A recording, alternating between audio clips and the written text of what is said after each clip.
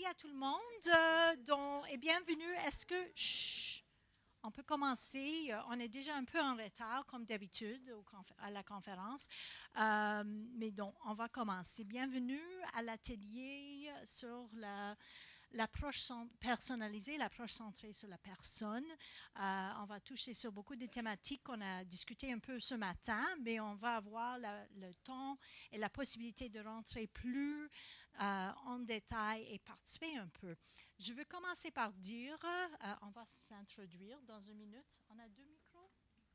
Non, un micro. Donc, elle doit attendre. Voilà. Donc, je m'appelle Francine Citronbaum. Je porte plusieurs chapeaux, entre autres coordinatrice de conférence aujourd'hui, mais j'enseigne. Pardon? N'entends pas avec le micro même. Wow! OK. J'ai essayé de ne pas projeter trop avec un micro, mais clairement, si vous n'entendez pas, je peux je suis enseignante. Hein. Le jour, je travaille au Cégep Vanier. J'enseigne en technique, en éducation spécialisée. Les soirs, j'enseigne à l'UQAM en travail social, dans la thématique éthique et déontologie. Et puis, je travaille à temps partiel pour la Société Alzheimer de Montréal, animation des groupes de sport. Donc, je fais beaucoup de choses. Et aujourd'hui, Dana, ma collègue Dana Moreau, qui va s'introduire, on a été invités de présenter un atelier sur vos tables. On a plusieurs différentes feuilles qu'on va utiliser dans notre atelier. Et puis, il y a des petits post-it. Donc, je vais laisser à Dana de faire une petite brève introduction de soi-même. Et puis, je vais introduire un petit exercice qu'on va faire. Il y en a une caméra. N'inquiétez pas. Ce n'est pas pour vous, c'est pour nous. Donc, on a le plan avec tous les différentes parties de conférence de filmer pour avoir le matériel qui peut être utilisé. Et bon, ce n'est pas seulement une journée, mais ça va être disponible dans le futur pour d'autres personnes qui n'ont pas été disponibles pour venir aujourd'hui.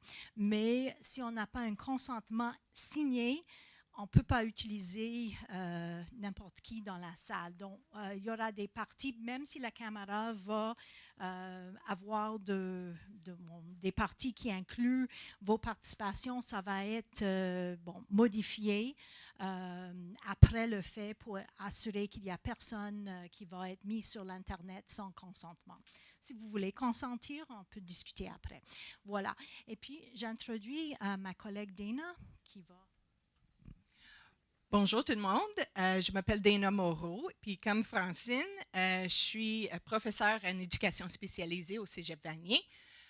Puis je travaille aussi, j'ai travaillé 10 ans à temps plein pour la Société Alzheimer, puis 8 ans comme formatrice pour la Société Alzheimer. Et maintenant, je suis sur le conseil d'administration de la Société Alzheimer. Alors, c'est quelque chose qui me tient au cœur. Alors, merci d'être ici aujourd'hui avec nous, puis je pense qu'on va commencer. OK? Prête? OK, on va vous faire travailler un peu. Hein? Donc, sur chacun des tables, il y a des petits post-it. OK? Est-ce que vous pouvez le trouver? Donc, on va commencer avec un petit exercice en groupe. Individuellement. Chaque personne prend un post-it et je vous en prie d'écrire 3 mots. Okay, qui vient en tête quand on parle de l'approche centrée sur la personne ou une approche personnalisée. 3 mots.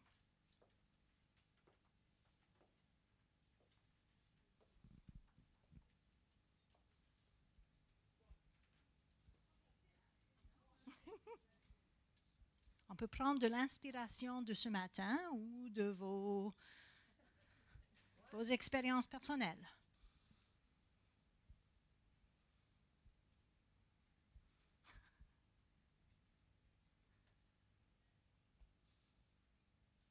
Je vois certaines personnes, c'est un exercice assez vite, d'autres. Groupe numéro 1. Communication, douceur, sourire et respect. Wow! OK. Groupe, qui est prêt? Quel groupe? Voilà, 3 personnes, c'est plus facile. Vous avez le regard, le toucher et le ton de voix. Wow, excellent. Troisième, Je pense que vous avez toutes eu la formation, alors c'est correct, vous pouvez s'en aller, là. on a respect, écoute et dignité. On a ici ses choix, son rythme, ses droits. La groupe ici? Les valeurs des personnes. Les autres. Parfait, on ajoute les valeurs de la personne. Oh, non, c'était pour la... Excuse, c'était pour la table, c'est pas individuel. Ah, OK, bon, allez-y. Réconforter la personne. Être sensible à la personne. Et personnaliser. Super, merci. Et c'est beau? Il y a d'autres choses à ajouter? Non, on est correct. Super, je m'excuse, madame. Ici, on a d'autres à ajouter? C'était dit. OK. Ah, allez-y. Unicité de la personne. Empathie. Communication. Merci. Je peux partager en physique? Oui, merci.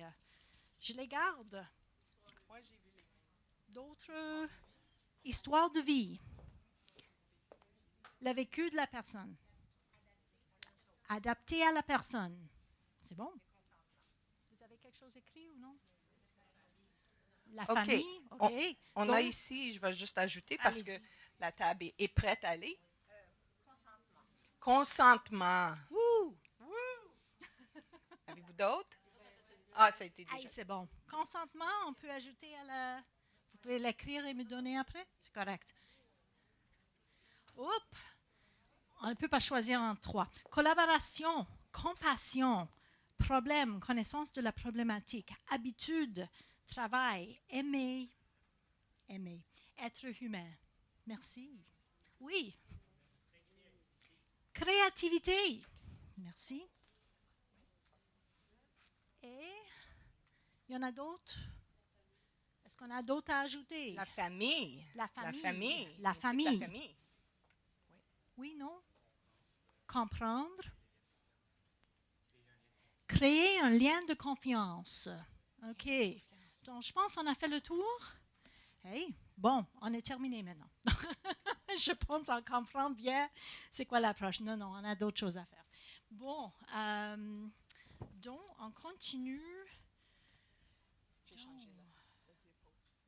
Alors, c'est bien, je pense que vous avez déjà le concept de l'approche centrée sur la personne. Vous avez tout décrit des adjectifs qui démontrent votre connaissance déjà. Alors, une base de commencement. C'est bien. Donc, qui devrait utiliser une approche centrée sur la personne? Voilà, tout le monde. Hein? Donc, ce n'est pas seulement les professionnels, c'est n'importe qui est en contact avec des personnes qui ont besoin des soins. OK. Donc, on continue. Donc, on base beaucoup de nos présentations sur le travail de Tom Kitwood, qui était un des pionniers dans le domaine des approches centrées sur la personne dans le monde anglophone. Il définit, donc c'est une traduction libre, l'identité individuelle comme une position ou un statut dévolu à une personne par les autres qui implique la reconnaissance, le respect et la confiance. On a touché beaucoup là-dessus. Pour cette reconnaissance, ce respect et cette confiance, l'identité d'un individu sera renforcée ainsi que leur bien-être. Si le contraire se produit, leur identité personnelle est réduite, mais non un mal-être. Donc ça, c'est un peu, grosso modo, ce qu'on va regarder dans notre atelier aujourd'hui. Et aussi, juste pour ajouter que Kitwood, c'est lui qui a dit que l'approche médicale est important, mais aussi le côté psychologique. Alors, ce n'est pas juste une côté, c'est les deux, OK, pour être une personne humaine. Moi, je peux, si tu veux. Alors, comme Kitwood, il a dit que c'est la personne qui est au centre de cette philosophie de l'approche personnalisée. Après ça, il a dit, pour avoir une approche centrée sur la personne, il faut qu'on donne du soutien à la personne, OK? Qu'on donne à la personne une opportunité de travailler avec l'autonomie, un peu juste d'indépendance, de donner les moyens à la personne et aussi de faciliter la vie pour la personne, pour donner une approche centrée sur la personne. Aussi, c'était de donner à la personne une prise de décision. Alors que les personnes qui sont atteintes peut-être de la maladie d'Alzheimer, d'avoir une opportunité d'être capable de prendre quelques décisions. Peut-être c'était même juste de choisir, est-ce que je veux boire du jus d'orange ou du jus de pomme aujourd'hui. Alors, de donner des opportunités de prendre des décisions eux-mêmes, d'avoir aussi un respect mutuel. Alors, je pense qu'on a vraiment entendu ça aussi ce matin. C'était que nous, on travaille ensemble en équipe. Puis aussi d'être capable d'avoir une communication égale. Puis communication égale, ce n'est pas toujours par le verbal, mais c'est aussi par le non-verbal, mais d'être à l'écoute de la personne et que la personne et nous, on a comme un partenariat ensemble. OK?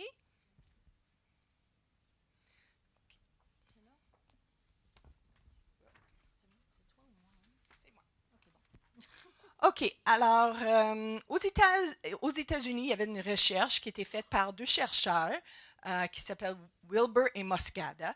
Puis ces deux chercheurs-là, ils ont fait une recherche de la littérature pour trouver des mots ou des définitions, si vous voulez, sur l'approche centrée sur la personne. Puis ils ont trouvé 6 domaines importants qui définissent l'approche centrée sur la personne. Alors, en premier, c'était que l'approche est holistique et centrée sur la personne. La deuxième, c'est que on donne toujours du respect aux personnes, puis aussi valorisation. OK? Troisième, c'était des choix, comme j'ai dit, une ou l'autre. Dignité était aux bases de notre approche. Puis autodétermination. Alors, de donner peut-être des possibilités de faire des choix, si c'était comme des photos dans ma chambre, à l'heure que je veux manger, ou quand je peux prendre le bain, etc. Et aussi de vivre avec une raison d'être. Alors, je suis ici, c'est ma maison maintenant, mais comment nous, on peut travailler ensemble pour que moi, je sente toujours utile? Alors, est-ce que je peux avoir des rôles? Est-ce que je peux être impliquée? De quelle façon, etc. OK. Alors, Kit Wood, il a dit que le besoin psychologique pour les personnes qui étaient atteintes de la maladie d'Alzheimer et d'autres affections connexes était toujours l'amour. De donner l'amour à nos résidents, d'être toujours amical avec eux, de donner toujours un respect à eux. Alors ça, c'était comme la base. OK? Deuxièmement, c'était comme confort. Alors, de donner des opportunités qu'est-ce que j'ai mis ici? J'ai mis un exemple, puis je ne peux même pas voir mon exemple. Donc, la question qu'on peut avoir de confiance dans les autres autour de nous, donc qu'on a un sens d'être chez soi. Oui. Familiarité, alors d'avoir peut-être dans leur chambre des photos ou des souvenirs qui redonnent à la personne une certaine connaissance de eux.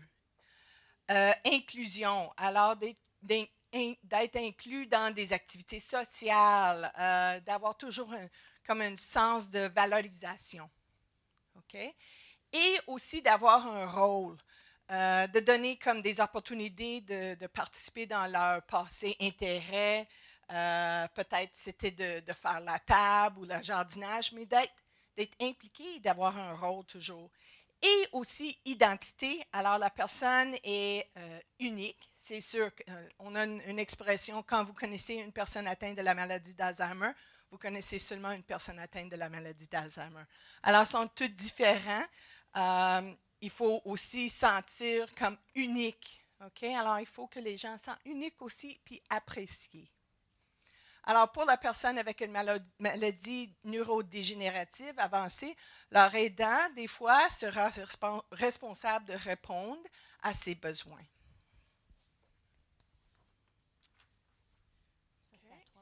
Alors, la clé, comment on peut faire tout ça? Alors, la clé, c'est la formation. Je pense qu'on a commencé avec ça ce matin aussi. Puis, de Kitwood, il y a comme deux côtés de la formation, comment on peut utiliser l'approche centrée sur la personne. Puis, c'était de travailler de façon positive avec la personne. Alors, j'espère que tout le monde travaille sur le côté positif. Mais des fois, alors, c'est de répondre aux besoins psychologiques aussi. Mais il y a alors, il y a aussi le côté psychologie sociale nocive. Alors, de dépersonnaliser l'individu. Alors, qu'est-ce qu'on va faire aujourd'hui? C'est comme on va vous donner des petites mises en situation de positif et de négatif, puis on va voir comment utiliser ces approches-là. OK, avant de commencer la prochaine partie de notre atelier, on aura besoin de 2 bénévoles, c'est ça? 2 bénévoles. Si vous êtes confortable que ce parti sera retenu pour le film, vous pouvez nous voir après. On peut signer des formulaires de consentement. Vous ne devez pas décider à l'avance. Hein? Donc, si vous n'êtes pas confortable avec votre performance, là, on ne vous pousse pas. Mais ça peut être intéressant. Donc, s'il y a des personnes ici qui veulent jouer un peu et être des... Avec le micro. Avec le micro, devant tout le monde, est-ce qu'on peut avoir 2 personnes, bénévoles? 2 acteurs ou actrices. Nadia! 2 acteurs ou actrices. J'ai un spécialiste en théâtre. Hey, tu as pensé que tu as une journée libre aujourd'hui. Est-ce qu'il y a quelqu'un d'autre qui... Une autre personne. Okay. Ah, on va voir. Donc, on fait un petit jeu de rôle. Un petit jeu de rôle avec une résidente et puis avec un préposé. OK? Est-ce qu'il y a quelqu'un? Ah bon, sinon je dois choisir quelqu'un. Je ne connais pas les noms de tout le monde, hein, donc ça limite les choix. Donc, merci Nadia.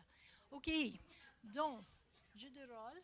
On va les donner 2 minutes pour son micro, regardez. OK.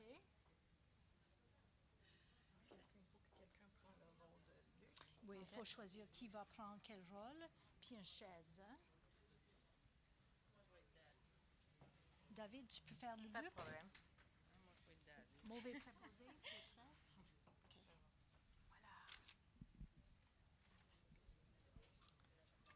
Voilà.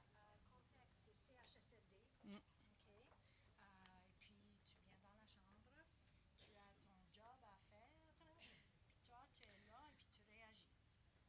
OK? Donc, nous sommes en CHSLD et je suis la préposée et je rentre dans sa chambre. Je suis le patient, je suis David. Je suis Luc.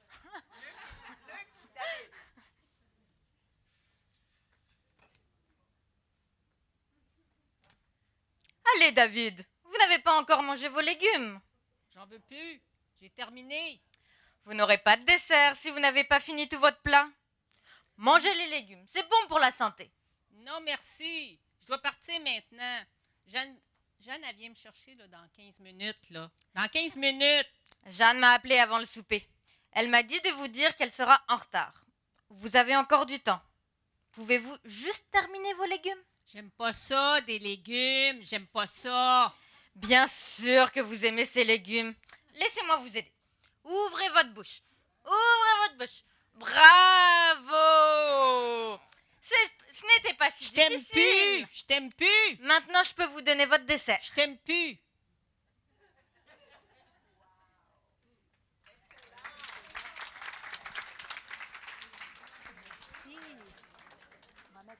Maintenant, tout le monde doit travailler. Hein?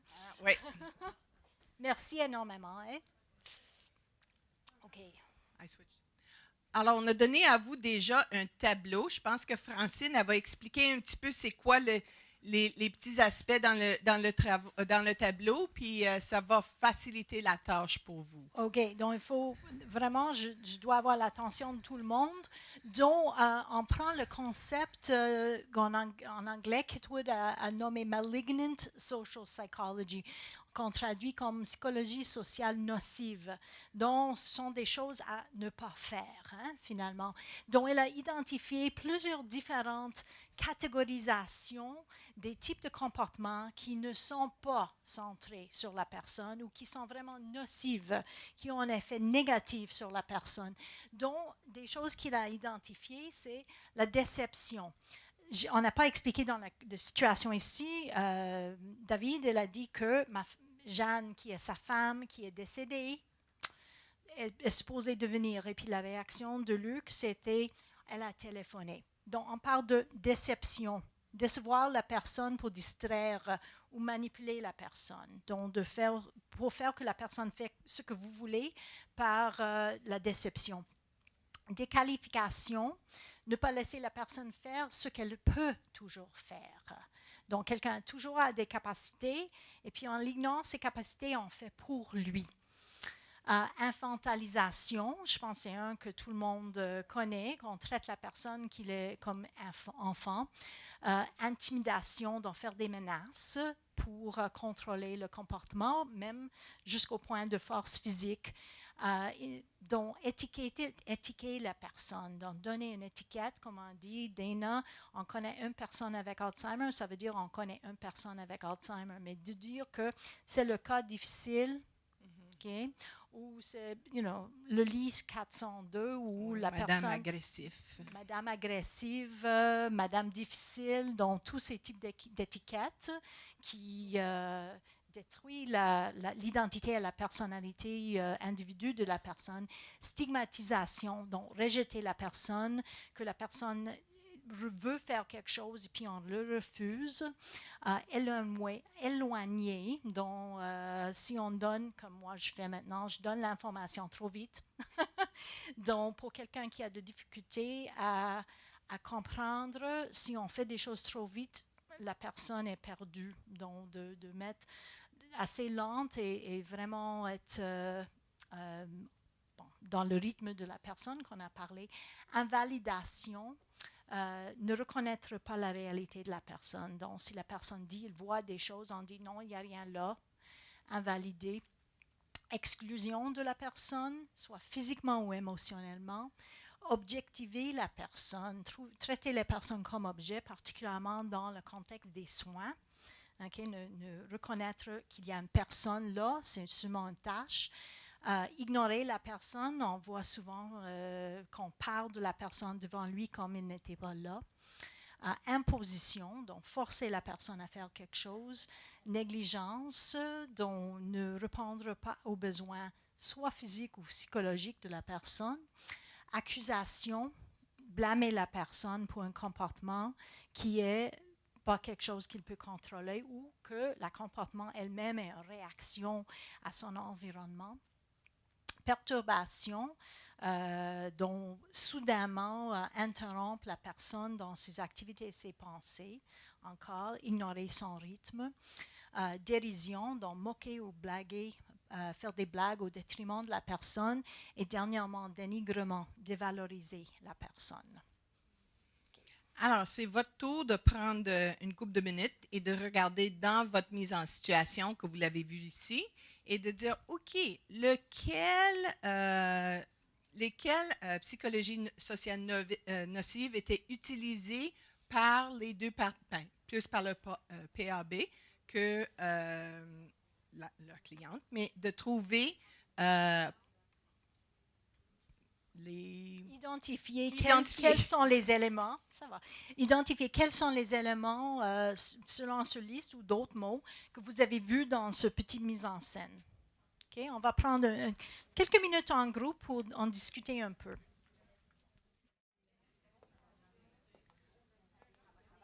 Est-ce qu'on a besoin de plus de temps? Ça va?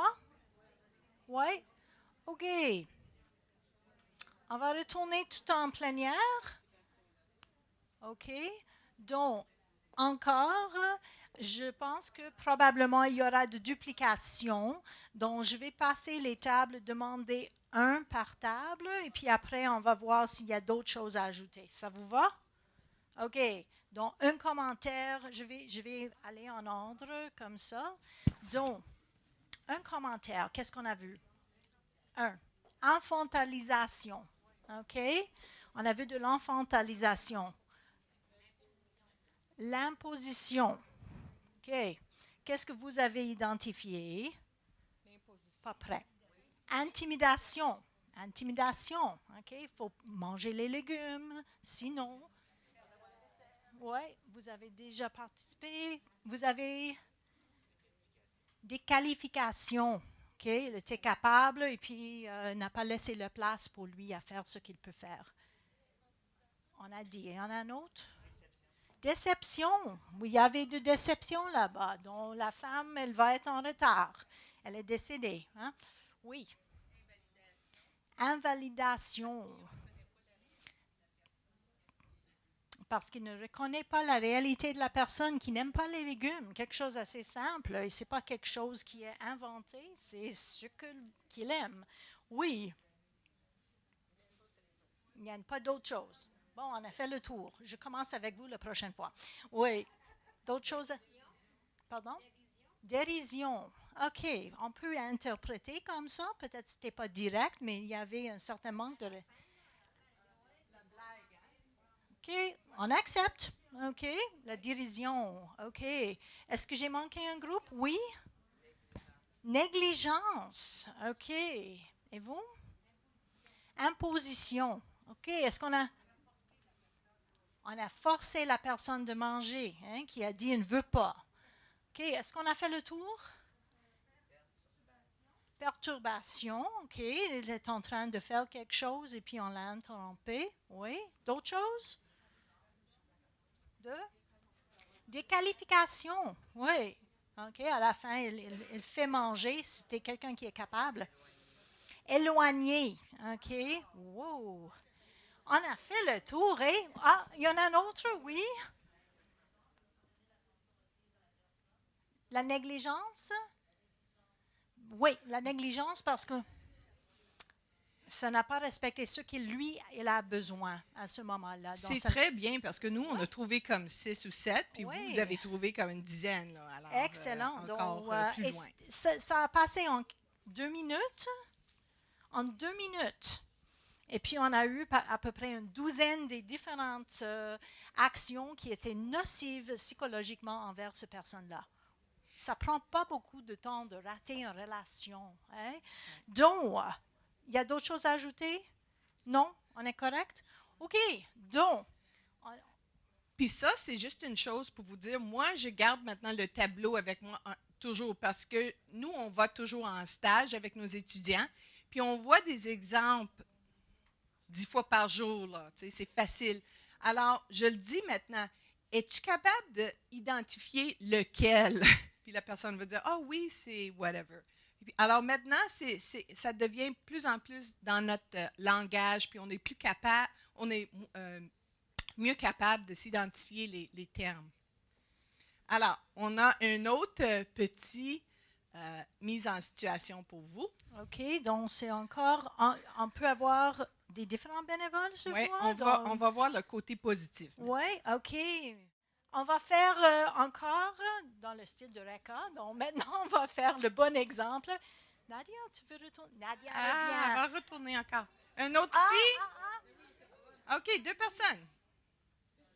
Vous êtes bienvenus. Oui.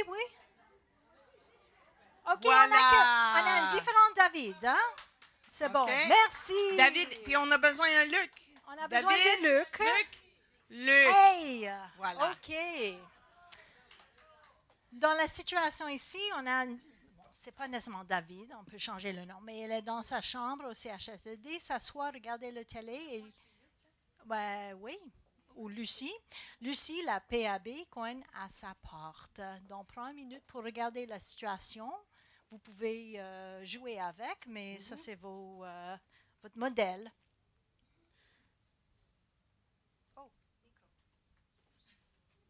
Ah, merci.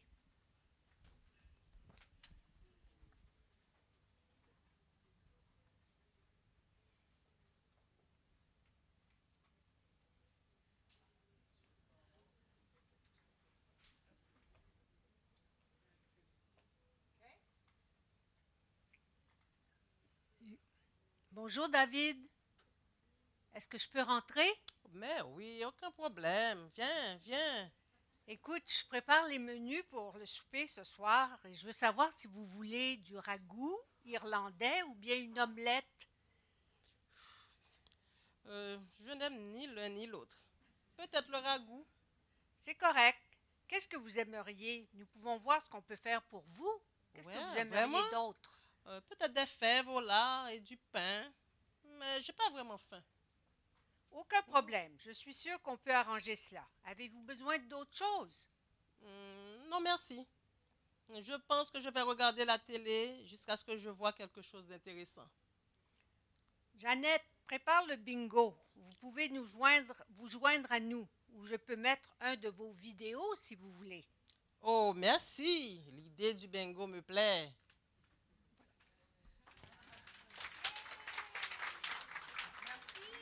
Merci beaucoup. Et merci à nos deux bénévoles.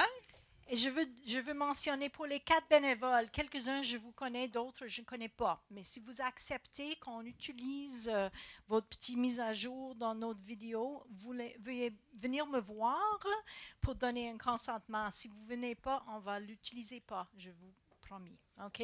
Merci. N'oubliez pas. Hein? Alors, les mots ici maintenant pour travailler de façon positive, alors c'est de reconnaître. Alors, de reconnaître la personne comme j'ai dit tout à l'heure, une personne unique qui a au nom des pensées, des émotions, etc. De négocier, alors de consulter la personne sur le sujet de ses préférences, de ses choix, de ses besoins, la supporter et impliquer dans la prise de décision au sujet de ses soins le plus possible. Exemple ici, les choix de menu qui incluent ses préférences. Collaboration, alors partenariat avec la personne pour accomplir une tâche ou une activité ensemble. Exemple, prendre un bain, whatever. Quatrièmement, on a joué. Alors, encourager la personne à exprimer sa spontanéité et sa personnalité, hein, parce qu'ils sont tous uniques. Aussi de donner, alors accepter quand la personne atteinte offre spontanément une réponse positive et personnalisée à l'interaction.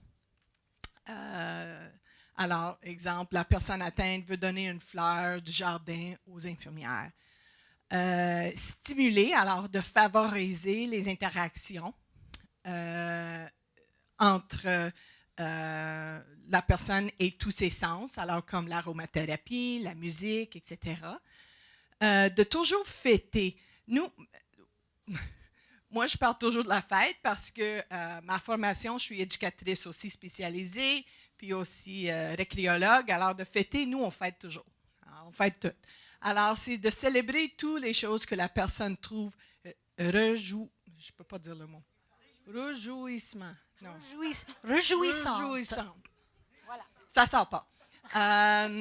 Alors, c'est de se joindre avec la personne et de faire des activités ensemble. Alors, de valider aussi, ça c'est un terme qui vient de Naomi Feil, la validation. Alors, d'accepter la réalité de la personne atteinte, même si elle a des hallucinations ou des choses qui ne parlent pas, qui sont vraiment pas, comme ses perceptions ne sont pas vraiment à jour. Comme si la personne parle, ah oui, comme notre monsieur a parlé de sa femme Jeanne, qui est déjà décédée, mais c'est correct, on n'est pas nécessairement obligé de dire, ben non, ta femme est déjà partie, elle est mourir, whatever.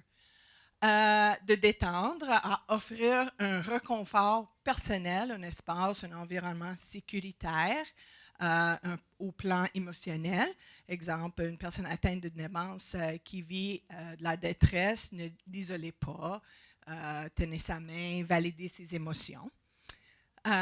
Créer, encourager la personne à être créative. Alors, par exemple, de chanter, de danser, peut-être c'est de faire des activités de loisirs, etc. Et faciliter, alors permettre à la personne d'utiliser les capacités qui lui restent et lui donner la chance de faire ces choses à son propre rythme. Je pense comme Nicole Poirier, elle a parlé beaucoup de ça ce matin avec la maison Carpe Diem, c'est de laisser les personnes de faire les travaux à leur rythme. Alors maintenant, on vous laisse l'opportunité, un autre 2-3 minutes, de penser à la mise en situation ici en avant et de voir et encercler les mots positifs de Kitwood. C'est moi. OK. Donc, on va en bref. On a parlé beaucoup de ça aujourd'hui, mais selon les recherches qui ont été faites, on a trouvé plein des avantages d'utiliser une approche centrée sur la personne. Souvent, on a la réaction, ça va être plus difficile, ça va être difficile de changer notre climat et notre contexte de travail, mais on a tellement des atouts, dont, entre autres, une meilleure qualité de vie. Ça va, c'est très clair. Les personnes ont moins d'agitation, elles ont un meilleur sommeil. Et je vais ajouter avec ces deux-là, moins d'agitation et meilleur sommeil, sont souvent des choses qui sont vraiment difficiles dans les milieux d'hébergement, et c'est pour ça qu'on cherche de trouver des solutions. Mais l'approche centrée sur la personne, finalement, c'est préventive. Hein? On va prévenir ces types de problèmes qui sont souvent en réaction de milieu de l'environnement, de traitement, des approches que les autres vont avoir avec eux. Maintenir de l'estime de soi, hein, qui va avoir l'impact d'avoir moins de dépression et une meilleure qualité de vie, un meilleur sentiment de soi. Réduction des comportements difficiles ou des comportements, ce qu'on dit, réactifs. Moins d'usage des médicaments psychotropes. Dans les tout, ça va ensemble. Il y a aussi l'impact sur les personnes qui travaillent dans ces milieux-là. Est-ce qu'on a ça dans un de nos... Oui, c'est dans un... Je vais continuer. J'oublie des fois si c'est dans mes notes ou dans le... Non, c'est après. C'est après? OK. Donc, on va retourner à ça après. Donc, Dana, c'est à vous. OK. Alors maintenant, qu'est-ce qui est... Il existe des outils d'évaluation, de voir si, est-ce que vous pratiquez l'approche centrée sur la personne dans votre CHSLD ou votre centre de jour, ou est-ce que les familles pratiquent aussi l'approche centrée sur la personne? Alors, c'est souvent un travail d'équipe, c'est comme on a dit au début, c'est un travail de tout le monde. Alors, il existe, mais moi j'ai trouvé, et j'ai fait la recherche en masse, mais je pense qu'il n'en existe pas exactement sur le terme personne centrée sur la personne en français, mais l'approche centrée sur la personne est basée aussi, et la base de le milieu de vie aussi.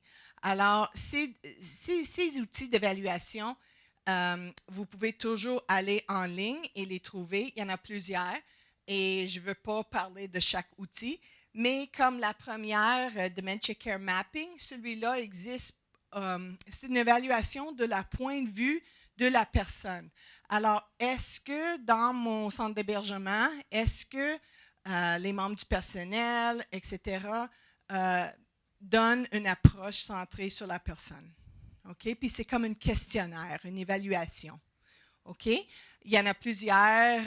J'ai amené même un exemple aujourd'hui, le Person-Centered Care Assessment, le P4. Celui-là, c'est 13 items comme environnement, accessibilité à les activités, les soutiens qui sont donnés à les personnes. C'est encore comme un questionnaire sur les services, sur l'approche. Est-ce que moi, je reçois une approche centrée sur la personne? Il y a même un autre qui s'appelle Family Involvement Care. Est-ce que la famille donne des soins aussi à la personne? Est-ce que les familles sont impliquées? Est-ce qu'il fait des visites? Est-ce qu'il vient souvent? Est-ce qu'il participe dans les activités? Alors, il y a plusieurs évaluations qui existent, mais malheureusement, il faut les traduire. J'ai une chose à ajouter à ça. Ce sont tous des outils qui sont disponibles. Certains ne sont pas seulement disponibles en anglais, mais on n'a pas eu le temps vraiment de faire toute une recherche sur ce qui existe en français. Ça, c'est un projet que je vais prendre post-conférence parce que je pense que ça va être important d'ajouter au site web de Handicap Vie Dignité ces outils-là, mais aussi s'il y en a d'autres, soit celles-là qui sont traduites en français ou d'autres. J'ai déjà parlé avec Yvan Riendo et puis on va faire un petit projet. Donc peut-être regarder dans le futur sur le site web, ça se peut qu'on va ajouter d'autres qui sont plus faciles pour des francophones, clairement. Oui, mais quand même, parce que j'ai fait beaucoup de recherches sur ça, puis j'ai pas trouvé, je suis allée des sites web en France, puis tout ça, puis j'ai pas trouvé beaucoup. Alors, c'est un peu déprimant. Ça se peut que ça existe localement, que ce n'est pas nécessairement disponible. Donc, je vais faire la recherche et s'il n'existe pas, c'est un autre projet, de créer des choses parce que je pense qu'on a besoin. J'ajoute aussi, parce que ce n'était pas dans le PowerPoint, mais les avantages pour le personnel. On n'a pas parlé de ça, mais la recherche démontre que dans les milieux où on utilise une approche centrée sur la personne, on a moins d'épuisement, moins de sentiments de surcharge du travail, beaucoup plus de satisfaction avec le travail qu'on fait. Et souvent, ce n'est pas le message qu'on entend dans les décisions budgétaires et dans les décisions concernant le climat de travail. J'ai travaillé pendant beaucoup des années dans le réseau et puis on parle beaucoup de l'importance du climat de travail, particulièrement au moment qu'on fait l'agrément, etc. Donc, je vous en prie, parce qu'il y en a plein de personnes ici qui sont sur des comités d'usagers, comités résidents, des personnels, des CHSLD, les membres de la famille. C'est un message important à apporter au CHSLD que ce n'est pas seulement à l'avantage. Clairement, l'avantage de résidence, ça doit être la chose le plus important, mais des fois, c'est aussi à l'avantage du climat de travail, retention de personnel, meilleure qualité de service. Donc, ça va ensemble. Donc, c'est un message important. Donc, on continue. Non, c'est ça. C'est ça, on est là. Les recommandations pour la pratique des soins personnalisés. En bref, et puis c'est un peu un résumé des certaines choses qui ont été dites ce matin dans les autres présentations. Premièrement, il faut bien connaître la personne. Reconnaître et accepter la réalité de la personne. Je ne vais pas expliquer tout parce que je pense à c'est plutôt en conclusion. Identifier et soutenir les moments d'engagement significatifs. Développer et nourrir des relations authentiques. Créer et maintenir une communauté favorable pour les individus, les familles et le personnel dont j'ai parlé. C'est avantageux pour tout le partenariat. Évaluer régulièrement les pratiques de soins et faire les changements nécessaires. C'est ça qui nous inspire de venir aujourd'hui, je pense. C'est qu'on voit, il faut faire des changements, il faut faire des choses. C'est toujours le moment de faire ce type d'évaluation et maintenant, plus que jamais. Alors, on va juste, on vous laisse avec quelques petits outils. J'ai mis une photocopie de ça sur votre table. Ça fait juste quelques mois que c'est sorti, mais la Société Alzheimer du Canada, puis surtout la Société Alzheimer de Montréal, qui est peut-être plus proche de vous, a fait une charte canadienne des droits des personnes atteintes de maladies neurodégénératives. Alors, on vous donne ça, on n'explique pas tout ça aujourd'hui parce que ce n'est pas une conférence sur la maladie d'Alzheimer, mais juste de regarder ça, c'est facile d'avoir une copie. Si vous voulez, vous pouvez aller sur le site web de la Société Alzheimer de Montréal. Vous pouvez toujours commander des posters aussi si vous voulez. Moi, j'ai mis une sur mon bureau au travail, il est toujours devant moi. Alors comme ça, je ne peux pas oublier que la charte existe. puis que la charte est là, puis aussi que les personnes atteintes ont toujours des droits et nous, comme travailleurs, on devrait respecter les droits de la personne. Puis aussi, on a donné à vous un dépliant, je pense que c'est plusieurs pages, peut-être 2 pages, qui est aussi disponible à la Société Alzheimer, qui est sur le langage centré sur la personne. Moi, j'ai donné un exemple un petit peu plus long à vous autres avec plus de détails, mais ça aussi, c'est sur le site web. C'est les mots à utiliser. Alors, de ne pas dire des mots comme agressif, dément, etc. C'est de trouver des façons d'utiliser des mots qui sont plus positifs.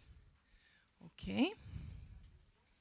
Bon, donc, on avait dépêché un peu parce que pour nous, ce qui était fort important, donc tout le monde regarde les dépliants, je donne un moment pour vous organiser.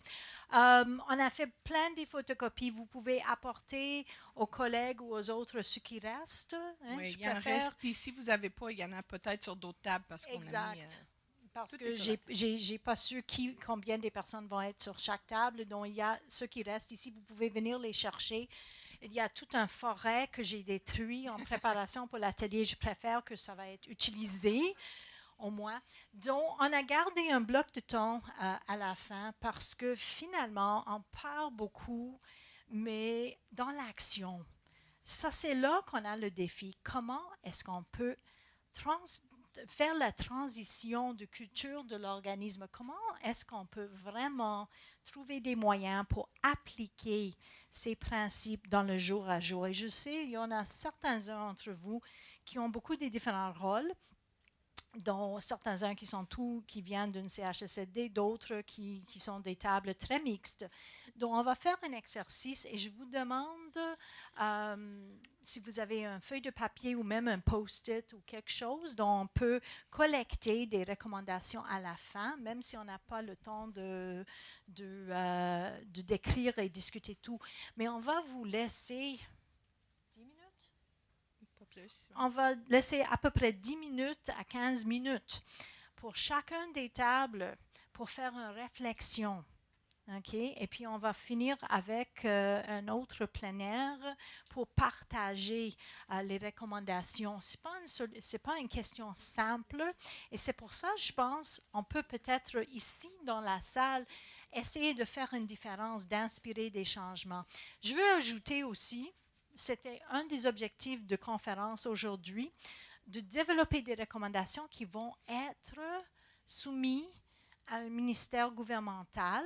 Ce n'est pas confirmé, mais on pense de communiquer avec Mme Marguerite Blais. Mais c'est le plan de handicap vie dignité de partager les résultats des réflexions dans les ateliers. Donc ça, c'est un moment où peut-être on peut avoir une influence gouvernementale sur la direction de notre nouveau gouvernement. Donc, prends en sérieux. On va voir si on peut ressortir des recommandations intéressantes. Donc, je vous laisse. Puis, juste ajouter, ça peut être des recommandations qui sont peut-être plus larges, mais aussi, on veut attendre les recommandations que vous pouvez faire le jour à jour dans votre vie, en CHSLD ou centre de jour ou whatever. Qu'est-ce que vous pouvez faire aussi comme changement? Okay. Donc, on vous laisse 2 différents niveaux et vous pouvez diviser vos discussions en 2 types de recommandations. Ça peut être des recommandations personnelles et des recommandations pour des politiques ou des pratiques en général. OK? Donc, allez-y. OK. Mesdames, messieurs, le temps file. OK? Donc,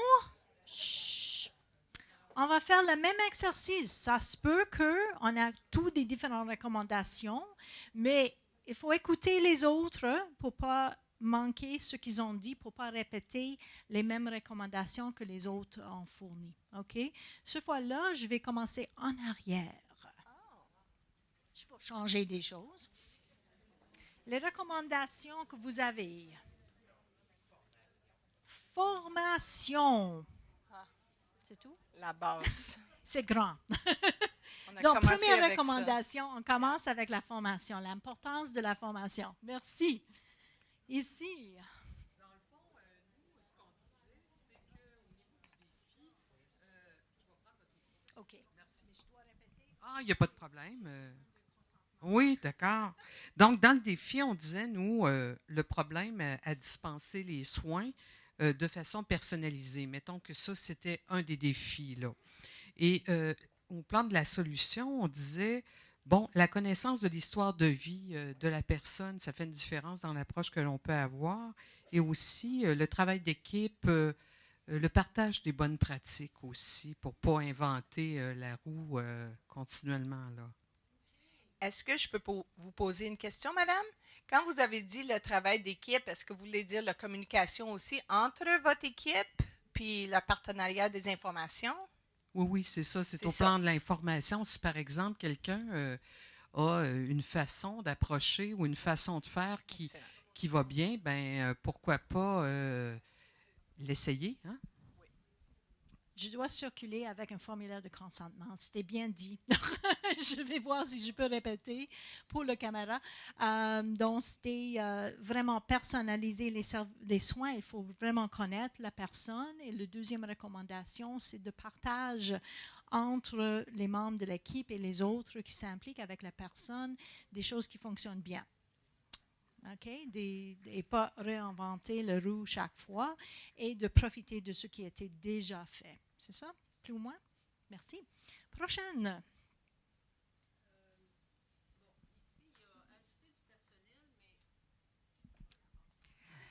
Il y aurait aussi à ajouter du personnel, mais évidemment du personnel formé à l'approche personnalisée, parce qu'on parle d'approche personnalisée. C'est sûr qu'il faut aller au rythme du résident, mais si tu passes 1 heure avec un résident, puis que tu en as 8 autres à faire, peut-être que tu vas te sentir angoissé face à la personne dont tu dois suivre le rythme. Je pense que c'est aussi un gros défi pour tout le personnel et aussi les préposés aux bénéficiaires parce que quand ils ont un nombre incalculable de personnes à faire, puis quand tu travailles avec des gens, il y a toujours des imprévus, puis que ce soir-là, tu as un imprévu, tu es obligé de courir pour faire les autres choses, bien, peut-être que tu vas négliger certaines petites choses dans ton approche personnalisée là, parce que tu n'as pas le temps. Donc, si j'ai bien saisi, premièrement, c'est d'avoir plus de personnel, okay, parce que c'est l'impossibilité de faire tout avec moins. Et pour vraiment personnaliser, il faut avoir le temps. Et deuxièmement, qu'on ajoute de personnel, mais il faut qu'il soit formé dans le double. Ce n'est pas seulement d'ajouter d'autres personnes et ça va régler le problème. C'est bon? Merci. Francine? Okay. Quelqu'un ici a souligné le fait que parfois on peut être porté à écouter les familles plutôt que le résident, alors que ce serait possible d'écouter le résident. Puis ça m'a fait penser que il était dans le temps où je travaillais, on parlait d'équipes multidisciplinaires, ça fait des regards différents venant de plusieurs personnes qui connaissent des facettes différentes de la vie du résident. Alors, au sein du comité multidisciplinaire, il pourrait y avoir quelque chose à planifier dans ce domaine-là. OK, alors c'était des fois, souvent, on écoute les familles et pas toujours la personne, la résidente, parce que raison ABC. Puis aussi de travailler en équipe multidisciplinaire, comme ça on peut avoir le point de vue de tout le monde dans l'équipe, parce que tout le monde peut avoir des réflexions ou des connaissances différentes pour voir l'histoire de la vie de la personne au complète. Okay. Merci. Dana, je vais prendre ce table et après toi là-bas. OK, et vous? La remise à niveau de la formation versus la nouvelle approche de milieu de vie, autant pour les infirmières auxiliaires et PAB. Et également, engager l'administration à revoir si eux autres, ils adoptent la philosophie milieu de vie. Et on avait parlé également de, améliorer la formation de tout le personnel et stabiliser le personnel parce que le personnel varie énormément sur les étages. Donc, ils n'ont pas le temps de connaître chacune des personnes parce que ça tourne tellement vite que c'est presque impossible.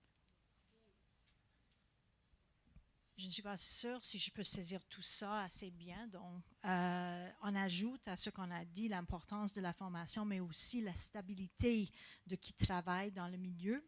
Assurer que à tous les niveaux, on a la même approche. Ce n'est pas seulement des attentes qui sont en première ligne et puis les administrateurs ne sont pas dans la même façon à faire et ne comprennent pas les besoins de même manière.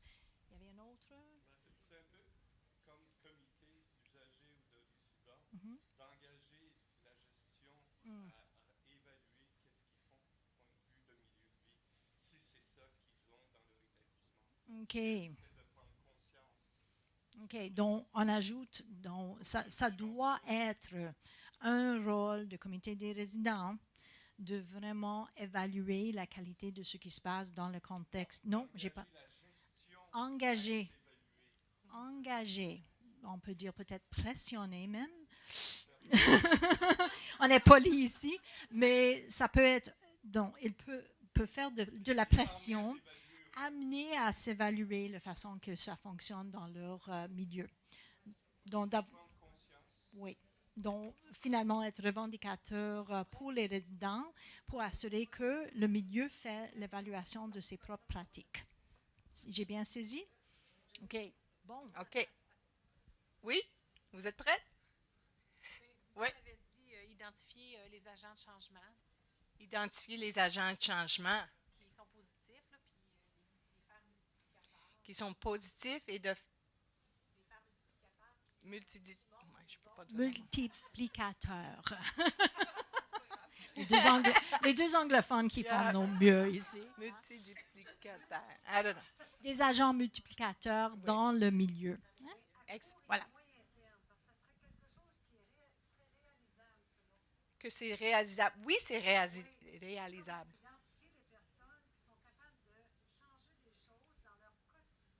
Oui.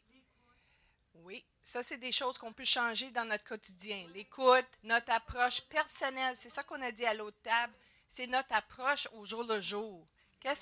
Comment nous, on intervient avec... Identifier les agents de changement, qui peut être la personnel, la gestion, ça peut être le préposé du terre jusqu'en haut. La façon de donner la manger, de le nommer, de ne pas tutoyer, de vous voyez. Oui, exactement. Dana, on a 3 minutes. Donc, 3 minutes. Merci. Merci. Y a-t-il d'autres recommandations ici? OK, c'est plus mal. OK, garde-le, on va les ajouter. Ici, d'autres choses à ajouter? La permanence, l'encadrement, c'est une thématique assez importante, un grand défi. Et vous?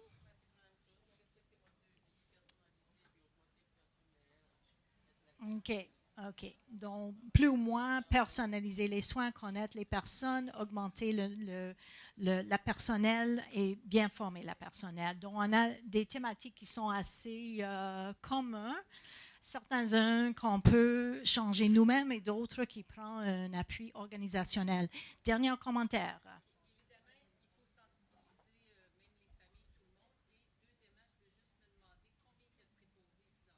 Combien de préposés sont ici dans la salle? Levez les mains. C'est pas mal, hein? Yeah, excellent. OK. Continuez la bonne approche, vous autres. OK. Donc, l'importance c'est pas seulement le personnel, c'est pas seulement les professionnels, les PAB, les familles, les administrateurs, c'est tout le monde. On a commencé avec ça. On doit être tout le monde sur la même, dans la même façon à faire, sur la même page. OK. Alors, on vous remercie beaucoup d'être venus aujourd'hui et de participer dans notre atelier. Puis, je vous souhaite un bon après-midi. Merci.